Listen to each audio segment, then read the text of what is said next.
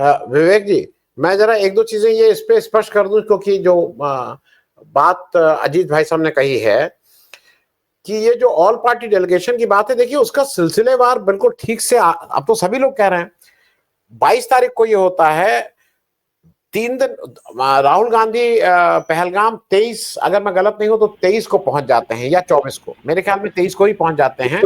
विदेश से आते हैं 23 को, 24 को पहुंच जाते हैं या 23 को पहुंच जाते हैं। और उस दिन से लगातार ये सारे सारे ऑपोजिशन लीडर की डिमांड है कि भाई संसद का एक विशेष सत्र बुलाइए, वहां पे इस पे हम लोग एक रेजोल्यूशन पास करें, क्योंकि इसका एक पीछे एक परंपरा है। जब 2008 में बंबई में इसी तरह का आतंकवादी अटैक हुआ था तो मनमोहन सिंह की सरकार थी, उन्होंने संसद में एक रेजोल्यूशन पास किया था और 3 या 4 अलग अलग ग्रुप्स में लोग गए थे। यूरोप कुछ लोग गए थे, कुछ अमेरिका गए थे, कुछ अफ्रीका गए थे, इस तरह से लोगों को भेजा गया था। और ये एक डिप्लोमेटिकली एफर्ट होना चाहिए, इसमें कहीं कोई दो राय नहीं है। 2-3 चीजें याद रखने वाली हैं। एक ऑल पार्टी मीटिंग बुलाई जाती है और 2 बार बुलाई गई, मोदी जी नहीं अटेंड करते हैं। मतलब मोदी जी का ये ऑल पार्टी के रूप में इस डेमोक्रेसी में उनका क्या विश्वास है, ये शो कर रहा है। भाई मोदी जी कौन सा ऐसा काम कर रहे थे? मोदी जी मतलब अपने वहीं घर में बैठे हुए थे, वहां क्यों नहीं आए? मान लीजिए उनका, ये कोई कह सकता है भाई उनको जुकाम खांसी था, कुछ दिक्कत थी, अरे तो अपने घर में बुला लिए होते। कोई घर छोटा था क्या कि उस घर में इतनी जगह नहीं है कि 1 बेडरूम घर में रहते हैं तो भाई हम इतने लोगों को कैसे बुलाएं? अरे भाई आपका प्राइम मिनिस्टर निवास, आप बुलाइए और वही मीटिंग करते। मोदी जी दोनों बार उस ऑल पार्टी मीटिंग में नहीं आए। लगातार रिटर्न ये एलओपी का लेटर गया है कि आप संसद सत्र बुलाइए, उस पर चुप है बिल्कुल, उसको नहीं बुला रहे हैं। अब कल सलमान खुर्शीद का इसमें डिटेल स्टेटमेंट है। किरण रिजिजू फोन कर करके खुद अलग अलग लेवल पे कर रहे हैं। किरण रिजिजू का वो स्टेचर नहीं है कि जब देश में इस तरह की बात है, मंत्री होना अलग बात है, और किसको ले जाने की जो पेपर में नाम आ रहे थे, अभी तो एक पहला इस तरह के और ग्रुप बन रहे हैं अजीत भाई। अनुराग ठाकुर, अब अनुराग ठाकुर कितने अच्छे नेगोशिएटर होंगे जरा सोच लीजिए। ये सारे लोगों को उसमें ले जाने की बात है। सलमान खुर्शीद ने स्टेटमेंट दिया है कि मेरे पास फोन आया था, मुझसे कहा गया था, उन्होंने कहा है कि मैंने ये रिक्वेस्ट अपनी पार्टी को भेज दी है, क्योंकि ये ऑल पार्टी डेलीगेशन है, ये कोई पार्लियामेंट का डेलीगेशन नहीं है, तो ये पार्टी विल डिसाइड कि कौन कैसे क्या जाएगा। अब उसमें जो बीजेपी का एक टिपिकल वो है ना कि उसी में कुछ कर दो, बदमाशी कर दो, उसमें कुछ उनको कर दो, शशि थरूर को भेज दो, ये केवल बदमाशी वाला काम है। मैं इस बात को इसलिए पूछ रहा हूं आपसे, ये याद रखना चाहिए कि जब नरसिम्हा राव प्राइम मिनिस्टर थे तो लीडर ऑफ ऑपोजिशन 94 की बात है, leader of opposition Atal Bihari Vajpayee थे और उनको उनसे लीड कराया गया था यूएन में। इसके परंपराएं हैं पहले की, लेकिन मोदी जी या तो जानबूझ के नहीं मानते हैं, या वो इतने उनको पता नहीं है, या उनके पास ऐसे लोग नहीं है। अब इसमें कोई कह रहा है जयशंकर जी कितने, जयशंकर जी का यही सब काम है, ये सब पता रखना कि कौन कैसे गया था, कौन क्या हुआ था, कौन क्या होता है। ये तो पूरी तरह से फेल नजर आ रहे हैं। तो मैं थोड़ा एक टिप्पणी इस पे भी चाहूंगा कि जो ऑल पार्टी का जब आप विदेश भेज रहे हैं और उस ऑल पार्टी में अगर राहुल गांधी उसको लीड कर रहे होते तो उसका वेट क्या होता, और उस पार्टी को अनुराग ठाकुर अगर लीड करेंगे तो उसका वेट क्या होगा। जरा इस पे मैं एक आपकी टिप्पणी चाहूंगा विवेक जी। आनंद जी, ऐसा है तो जो 26/11 के बाद हुआ था, जो डेलीगेशंस मनमोहन सिंह ने भेजे थे, या फिर जब नरसिंह राव थे उन्होंने अटल बिहारी वाजपेयी को भेजा था, उसमें इस पे फर्क है। महत्वपूर्ण फर्क ये है कि अब की बार जब पहलगाम में अटैक हुआ तो हमने उसका रिटेलिएशन किया, हमने उसका जवाब दिया। 2008 के बाद हमने वो नहीं किया था, इसलिए दुनिया को हमारी बात बताना ये लाजमी था। और उस समय इस तरह के डेलीगेशंस भेजना, और कैसे पाकिस्तान जो है हमारे देश में इस तरह के उत्पात कर रहा है और हम किस तरह से इनके विक्टिम हैं, ये बताना बहुत ज़रूरी था। उन लोगों ने, वो दुनिया ने देखा भी था, और इंडिया ने रिटेलिएट भी नहीं किया था। अभी आपने रिटेलिएट कर दिया है, आपने बदला तो ले लिया है, अब आप दुनिया को क्या समझाने जा रहे हैं, ये सवाल है। और दुनिया को समझाने के लिए आपको किसकी जरूरत पड़ रही है? कनिमोझी या फिर सुप्रिया सुले? भाई आपका तो दावा यह है कि नरेंद्र मोदी का इतना जलवा है दुनिया में कि नरेंद्र मोदी तो युद्ध भी रुकवा देते हैं। इतना जलवा है, मतलब दुनिया में आज भारत का जो सर ऊंचा हुआ है वो नरेंद्र मोदी की वजह से हुआ है। उनकी बात को हर कोई मानता है, ये तो आप ही का दावा है। अब नरेंद्र मोदी क्यों नहीं कर रही है काम भाई? वो अगर कहेंगे, वो अगर बात करेंगे दुनिया से, तो दुनिया मान जाएगी। इतनी तो उनकी ताकत है, ऐसा आपका कहना है, ऐसा आपका दावा है। तो नरेंद्र मोदी से बात नहीं बन रही है क्या, ये सवाल है। इसलिए आपने रिटेलिएशन भी कर लिया। अब रिटेलिएशन के बाद आपको क्या ऐसा लग रहा है कि दुनिया को बताने की जरूरत है? कुछ तो है, बहुत सारे सवाल है, क्योंकि किसी ने भी आपके तरफ से कोई एक्सप्लिसिटली बात नहीं कही। ये तो ठीक है कि भाई आतंकवाद का विरोध करना, आतंकवाद के विरोध में स्टेटमेंट देना, ये तो सभी करेंगे, आपने पहले ही कहा। तो उसमें तो कोई मतलब उसके लिए कोई स्पेशल एफर्ट करने की जरूरत नहीं कि लोगों से आप ये बुलवाए कि ये जो पहलगाम में हुआ था वो गलत हुआ था। अपने आप ही लोग कहेंगे गलत है।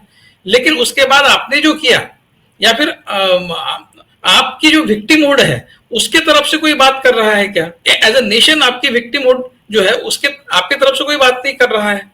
तो कहीं ना कहीं मोदी जी का जो एफर्ट है, या फिर मोदी जी का जो पर्सोना है, वो कुछ काम नहीं कर रहा है। इसलिए आपको ये additional effort, apart from attacking Pakistan, apart from taking revenge and initiating A revengeful action, आपको ये करना पड़ रहा है। इसका मतलब आपकी बात बन नहीं रही। 2008 में और 2025 में ये फर्क है। तो ये पहली बात है। और जो शिवशंकर, जो अपने फॉरेन मिनिस्टर है, उन्होंने ये कहा, उसका एक मतलब वो तो खुद प्रधानमंत्री मोदी को काउंटर कर रहे हैं, क्योंकि मोदी जी ने तो ये कहा था अपने भाषण में कि हमने 100 टेररिस्ट मार दिए।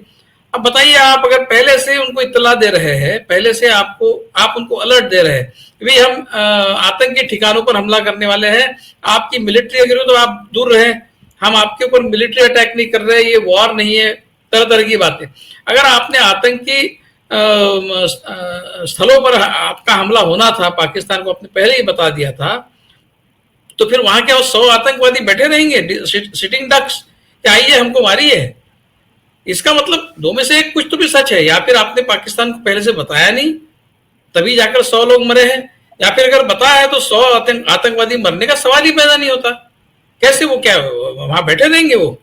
तो ये हमने पहले क्या कहा है, हम अब क्या कह रहे हैं, दोनों में कुछ तालमेल बैठता है नहीं बैठता है, इसका विचार नहीं करते। किसी ने एक वीडियो जारी किया और कहा कि मुझे इन जोकरों पर हंसी आती है। तो सचमुच हंसने वाली ये बात है। आप कह रहे हैं हमने पहले से उनको अलर्ट कर दिया, आतंकी ठिकानों पर हमला करेंगे, आप कह रहे हैं कि 100 आतंकवादी मारे गए। ऐसा थोड़ी होता है। और बहुत सारी बातें, ऐसा है कि सरकार ये कोई देश नहीं है, सरकार को ये देश के साथ इक्विट नहीं कर सकते। सरकार देश को सपोर्ट करना है, सरकार को सपोर्ट करना नहीं है, या फिर सरकार को सपोर्ट नहीं करना यानी देश के खिलाफ बात करना, ऐसा नहीं। ये तो नैरेटिव इन्होंने भी पिछले 10 सालों में इस तरह से इसका प्रोपेगेंडा किया है, इस नैरेटिव का। ऐसा है कि मेरे देश के साथ क्या हो रहा है ये जानने का मुझे अधिकार है, और वो आपका बताना कर्तव्य है। फॉर एग्जाम्पल, ये जो हमारे राफेल गिराए, इस तरह की जो खबरें हम सुन रहे हैं, हमारे जो डीजीएओ है, director general of air operations, उन्होंने हमको एक बताया कि भाई ऐसा है, कॉम्बैट सिचुएशन में तो लॉसेस होती है, लेकिन हमारे सारे पायलट सेफ वापस आए। ये बहुत इंपॉर्टेंट, इससे एक बहुत इंपॉर्टेंट सवाल पैदा होता है। वो ये है कि हमारे पायलट वापस सेफली तभी आ सकते हैं जब ये सारे प्लेन हमारे एरिया में गिरे हो, हमारे बाउंड्री के अंदर गिरे हो। अगर ये पाकिस्तान में गिरे होते तो अभिनंदन जैसा किस्सा होता जो पिछली बार हुआ था। सारे के सारे पायलट, एक तो पायलट उनके हाथ लगता अगर हमारा प्लेन उनके एरिया में जाके गिरता तो। अब जब हमारे एरिया में अगर गिरे हैं, मान लीजिए, हम प्रिज्यूम करते हैं, तो इसका मतलब यह है कि जैसे ही एयरबॉर्न हुए हमारे प्लेन्स, वैसे गिरे तुरंत।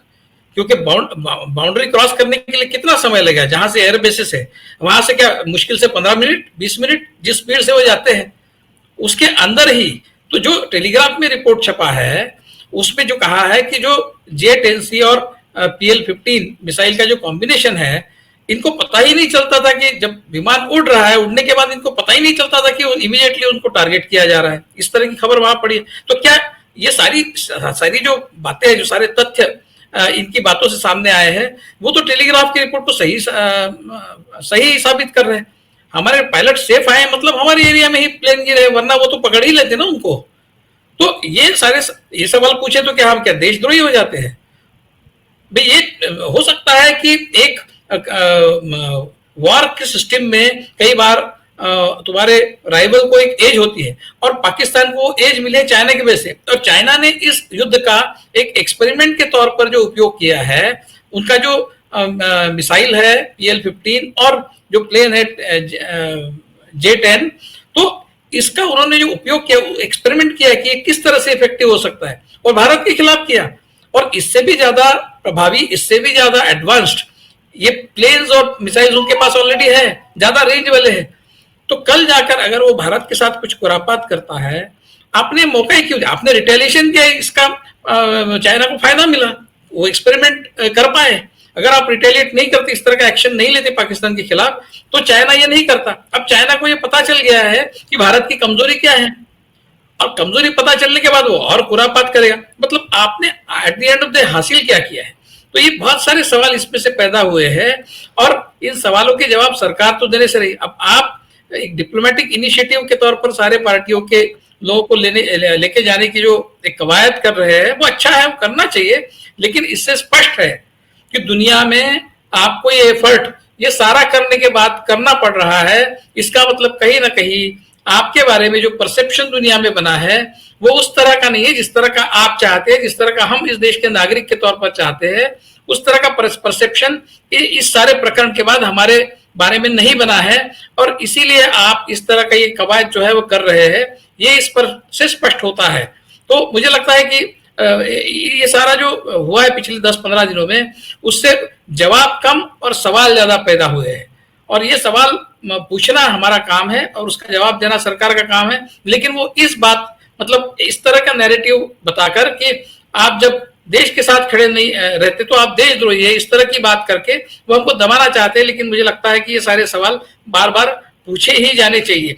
दूसरा सबसे महत्वपूर्ण सवाल एक जिसकी बात ये नहीं कर रहे हैं, वही सीज फायर जब आप कर रहे हैं, आप डोमिनेट कर रहे थे पाकिस्तान को, आप तो पाकिस्तान को आपने खदेड़ भी दिया था।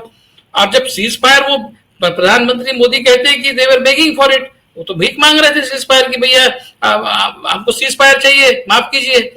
ऐसा अगर है तो जो डोमिनेटिंग कंट्री होता है, जो विनिंग कंट्री होता है, वो तो बोलता है कि हम सीज फायर करेंगे, लेकिन हमारी ये कंडीशंस है, हमारी ये टर्म्स है। और सबसे बड़ी टर्म आपकी क्या होनी चाहिए थी, सबसे बड़ी कंडीशन आपकी क्या होनी चाहिए थी कि जिन लोगों ने पहलगाम को अंजाम दिया वो लोग कहाँ है बताइए, पहले उनको हमारे हवाले कीजिए, सीज फायर बाद में होगा।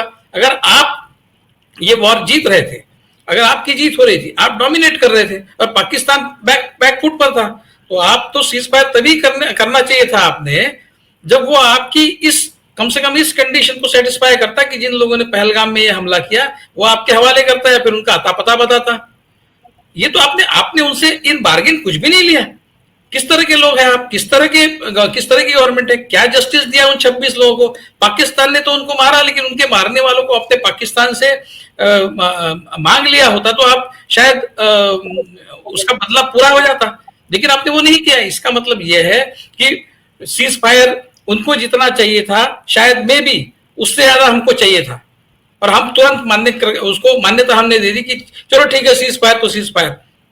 इस तरह का अगर कोई उसका अर्थ निकाले तो आप उसको तो देशद्रोही कहेंगे। तो मुझे लगता है, लेकिन फिर भी सवाल तो इनसे पूछते रहने चाहिए, और कांग्रेस पार्टी ने, अपोजिशन ने भी पूछने चाहिए। ठीक है, इनके साथ जाना, पर विदेश जाना और इस भारत की बात को समझाना, ये करना चाहिए, ठीक है। लेकिन अब इसी कनी आप बोले कांग्रेस के 4 लोग इम्प्रॉपर लोग हैं, जो भी है, आपने जो जिन शब्दों का इस्तेमाल किया, तो कनी मोजी के साथ तो आपने क्या किया है, पिछले 4-5 साल पहले जो कुछ भी हुआ है, आप तो ईडी की बात भी कर रहे थे, वो कहां से प्रॉपर कैंडिडेट हो गई है आपके लिए? बहुत सारे सवाल है, सारे सवाल उनसे पूछते रहना बहुत जरूरी है उनको। और ये बात तो बिल्कुल किसी को हजम नहीं होगी कि आपने पूर्व सूचना देके 100 लोग मारे। ये तो यानी बेवकूफ ही कोई कह सकता है और बेवकूफ ही कोई मान सकता है। आनंद जी।